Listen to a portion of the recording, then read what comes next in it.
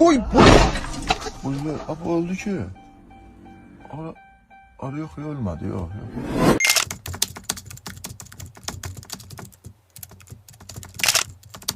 ये फिजिक्स का ऐसा टॉपिक है जिसपे क्वेश्चन आता ही आता है, न्यूमेरिकल आता ही आता है एग्जाम में। आप 11th में हो, नीट में हो, आईआईटी में हो, आप इससे बच नहीं सकते। और मैंने बहुत शॉर्ट में इसको समझाया है।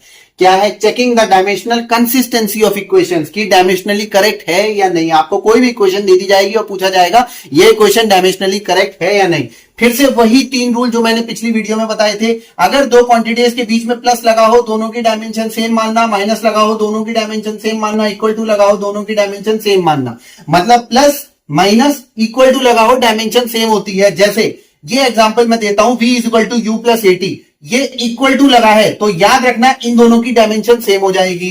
प्लस लगा है तो याद रखना इन दोनों की भी डायमेंशन सेम हो जाएगी। यानी कि इन तीनों की डायमेंशन अगर सेम प्रूव हो गई तो ये रूल हमारा फॉलो हो रहा है, मतलब this equation is dimensionally correct. v final velocity LT-1 जिन्हें आता होगा उन्होंने सॉल्व कर लिया होगा। u LT-1 देखो सेम डायमेंशन आ रही हैं। और एक्सीलरेशन LT-2, अब मैं पूरा सॉल्व करके नहीं दिखा रहा, मेरी बाकी वीडियोस भी देखो।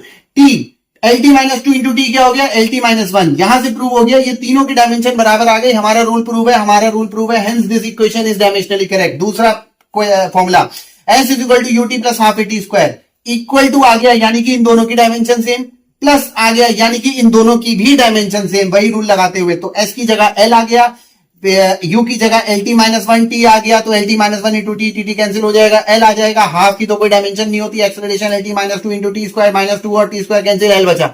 याद रखना प्लस माइनस इक्वल टू तो दोनों की डायमेंशन सेम होती है। अगर ये आपको समझ में आ गया तो ये बताओ कि क्या ये इक्वेशन, वर्ड पे ध्यान देना, डायमेंशनली करेक्ट है या नहीं, कमेंट्स में बताओ।